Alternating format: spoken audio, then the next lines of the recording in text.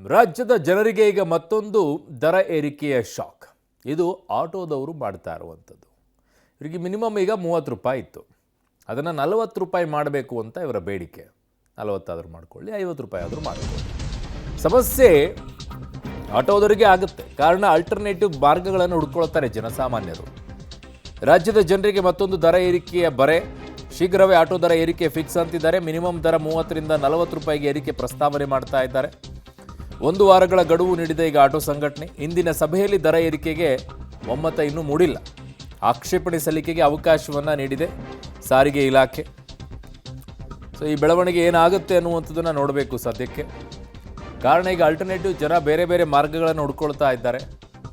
ಅನೇಕ ಈಗ ಎಕ್ಸಾಂಪಲ್ ಹೇಳೋದಾದರೆ ಬೈಕ್ಗಳಲ್ಲೂ ಕೂಡ ತೊಗೊಂಡು ಹೋಗ್ತಾ ಇದ್ದಾರೆ. ಕನಿಷ್ಠ ದರ ಕಡಿಮೆ, ಆರಾಮಾಗಿ ಅದನ್ನೇ ಯೂಸ್ ಮಾಡ್ಕೊಳ್ತಾರೆ. ಇನ್ಮೇಲೆ ಯಾಕೆ ಆಟೋಗೆ ಹೋಗ್ತಾರೆ? ಇನ್ಮೇಲೆ 16-17 ಸಂಘಟನೆ ಆಟೋ ಸಂಘಟನೆಗಳಿದೆ. ಬರೀ ಆಟೋ ಸಂಘಟನೆಗಳಲ್ಲಿ 15 ಸಂಘಟನೆಗಳು ಇವತ್ತೇನು ಮೀಟರ್ ದರನ ಬೇಕು ಅಂತೇಳಿ ಒತ್ತಾಯ ಮಾಡಿದ್ದೀವಿ. ಕಿಲೋಮೀಟರ್ನ ಏನು ಇವತ್ತು 15 ರೂಪಾಯಿ ಇದೆ ಅದನ್ನು 20 ರೂಪಾಯಿಗೆ ಏರಿಸಬೇಕಂತೇಳಿ, ಮತ್ತು ಮಿನಿಮಮ್ ಏನಿದೆ 30 ರೂಪಾಯಿ ಅದನ್ನು 40 ರೂಪಾಯಿ ಏರಿಸಬೇಕು. ಕಾರಣ ಸರ್ಕಾರ ನಮಗೆ ಯಾವುದೇ ಸವಲತ್ತುಗಳನ್ನು ಕೊಟ್ಟಿಲ್ಲ. ನಮ್ಮ ಜೀವನ ನಿಂತಿರೋದೇ ಆಟೋ ಮೀಟರ್ ದರದ ಮೇಲೆ. ಹಾಗಾಗಿ ಸರ್ಕಾರದ ಒಂದು ವಸತಿ ವಿಚಾರ ಇರ್ಬೋದು, ವಿದ್ಯಾಭ್ಯಾಸ ಇರ್ಬೋದು, ಆರ್ಥಿಕ ಸಹಾಯ ಇರ್ಬೋದು, ಯಾವುದೇ ಸರ್ಕಾರದಿಂದ ನಾವು ಯಾವುದೂ ಸಿಗ್ತಾ ಇಲ್ಲ. ನಮಗೆ ಮೀಟರ್ ಆಧಾರದ ಮೇಲೆ ನಮ್ಮ ಜೀವನ ನಿಂತಿರೋದ್ರಿಂದ ಕಳೆದ 3 ವರ್ಷದಲ್ಲಿ ಏನು ಆಟೋ ರೇಟು 1,87,000 ಇತ್ತು, ಇವತ್ತು 2,87,000 ಆಗಿದೆ. ಆಟೋ ಮೀಟರ್ ಇದು ಟೈರ್ ಬೆಲೆ ಬಂದು 850 ರೂಪಾಯಿ ಇತ್ತು, 1,300 ರೂಪಾಯಿ ಆಗಿದೆ. ಇನ್ಶೂರೆನ್ಸು 4,500 ರೂಪಾಯಿ ಇತ್ತು, 9,000 ರೂಪಾಯಿ ಆಗಿದೆ. ಮನೆ ದರ 4,500 ರೂಪಾಯಿ ಇತ್ತು, 9,000 ರೂಪಾಯಿ ಬಾಡಿಗೆ ದರ ಹೆಚ್ಚಾಗಿದೆ. ಸೊ ಅನೇಕ ಅಗತ್ಯ ವಸ್ತುಗಳು ದಿನನಿತ್ಯ ಬಳಸ್ತಕ್ಕಂಥ ತರಕಾರಿ ಇರ್ಬೋದು, ಅಗತ್ಯ ವಸ್ತು ಬೇಳೆ ಇರ್ಬೋದು, ಇವೆಲ್ಲವೂ ಅಧಿಕವಾಗಿದೆ. ಇವತ್ತು ಯಾವುದೇ ಒಂದು ಹೋಟ್ಲುಗಳಲ್ಲಿ ಅಥವಾ ಇನ್ಯಾವುದೇ ಒಂದು ತೀರ್ಮಾನ ಮಾಡಿ ಸರ್ಕಾರ ಹಾಲಿನ ದರ ಆಗಲಿ ಅಥವಾ ವಿದ್ಯುತ್ ದರ ಆಗಲಿ ಎಲ್ಲವೂ ಏಕೆ ದರ ಏರಿಕೆ ಆಗಿದೆ. ಹಾಗಾಗಿ ನಮ್ಮ ಆಟೋ ದರನ ಕಳೆದ 3 ವರ್ಷದಿಂದ ಕಡೆಗಣಿಸ್ತಾರೆ. ಹಾಗಾಗಿ ಇದು ಕಡೆ ಗಡುವಾಗಿ ನಾವು ಸರ್ಕಾರಕ್ಕೆ ಕೊಟ್ಟಿದ್ದೀವಿ. 1 ವಾರದಲ್ಲಿ ಸರ್ಕಾರ ನಮಗೆ ಮೀಟರ್ ದರನ ಏರಿಸಲಿಲ್ಲ, ಅನಿವಾರ್ಯವಾಗಿ ನಾವು ಹೋರಾಟಕ್ಕೆ ಇಳಿಬೇಕಾದ ಈ ಸಂದರ್ಭದಲ್ಲಿ ಹೇಳೋಕ್ಕೆ ಇಷ್ಟಪಡ್ತೀವಿ. ಇದ್ರ ಮುಂದಿನ ಪ್ರೊಸೀಜರ್ ಏನಿರುತ್ತೆ ಸರ್? ಇವತ್ತು ಮುಂದಿನ ಪ್ರೊಸೀಜರ್ ಸರ್ಕಾರಕ್ಕೆ 1 ವಾರ ಗಡುವು ಕೊಟ್ಟಿದ್ದೀವಿ RTAಗೆ. 1 ವಾರದಲ್ಲಿ ಸರ್ಕಾರ ನಮಗೆ ಮೀಟರ್ ದರನ ಕೊಡಲಿಲ್ಲ ಅಂದರೆ ನಾವು ರೋಡ್ಗೆ ಇಳಿದು ಗಲಾಟೆ ಮಾಡಬೇಕಾದ ಹೋರಾಟಕ್ಕೆ ಇಳಿಬೇಕಾಗುತ್ತೆ. ಅನಿರ್ದಿಷ್ಟ ಕಾಲ ಮುಷ್ಕರಿಗೆ ಕರೆ ಕೊಡಬೇಕಾದ ಈ ಸಂದರ್ಭ ಹೇಳೋಕ್ಕೆ ಇಷ್ಟಪಡ್ತೀವಿ. ನಮ್ಮ ನಿರ್ಧಾರ ದಿನನಿತ್ಯದ ಬಳಕೆಯ ವಸ್ತುಗಳು ಪ್ರತಿಯೊಂದು ಕೂಡ ದರ ಏರ್ತಾನೆ ಇದೆ. ಹೋಟ್ಲು ರೆಸ್ಟೋರೆಂಟ್ ದರ ಅವರೇ ಹೆಚ್ಚಳ ಮಾಡ್ಕೋತಾರೆ. ಹಾಲಿನ ದರ ಆಗಿದೆ, ಮೆಟ್ರೋ ಬಸ್ ಎಲ್ಲ ಆಗಿದೆ. ಹಾಗೇನೆ ಆಟೋದು ಆಗಬೇಕು.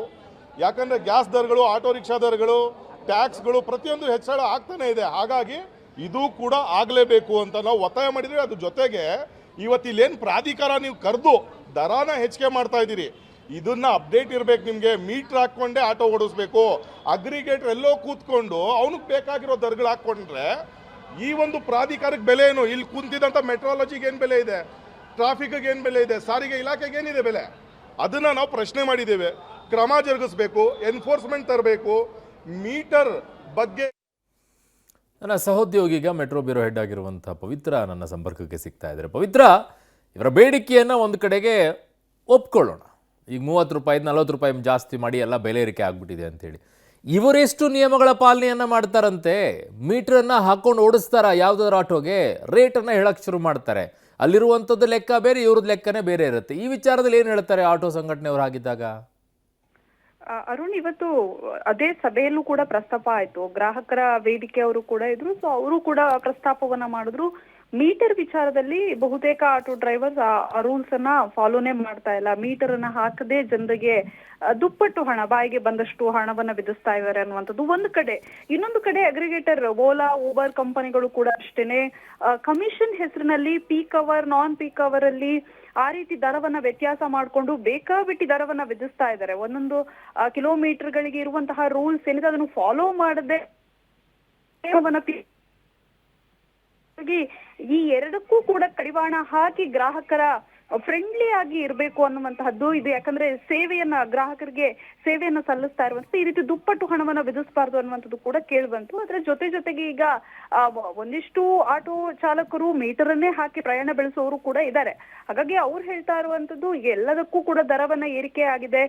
ಜೊತೆಗೆ ಇನ್ಶೂರೆನ್ಸ್ ದರ ಇರ್ಬೋದು, ಅದು ಕೂಡ ಏರಿಕೆ ಆಗಿದೆ. ಹಾಗಾಗಿ ಮಿನಿಮಮ್ ಚಾರ್ಜ್ ಇಂದ ಅದನ್ನ ಏರಿಕೆ ಮಾಡುವಂತೆ ಈಗ ಪಟ್ಟು ಹಿಡಿದಿದ್ದಾರೆ. ಒಂದ್ ವೇಳೆ ದರ ಏರಿಕೆಯನ್ನ 1 ವಾರದ ಒಳಗಡೆ ಪ್ರಕಟ ಮಾಡದೇ ಇದ್ರೆ ನಾವು ಮುಷ್ಕರವನ್ನ ಕೂಡ ಮಾಡ್ತೀವಿ ಅನ್ನುವಂತಹ ಎಚ್ಚರಿಕೆಯನ್ನು ಈಗ ರವಾನೆ ಮಾಡಿದ್ದಾರೆ. ಅರುಣ್. ಓಕೆ ಪವಿತ್ರ, ನಿಮ್ಮೆಲ್ಲ ಮಾಹಿತಿಗೆ ಧನ್ಯವಾದಗಳು.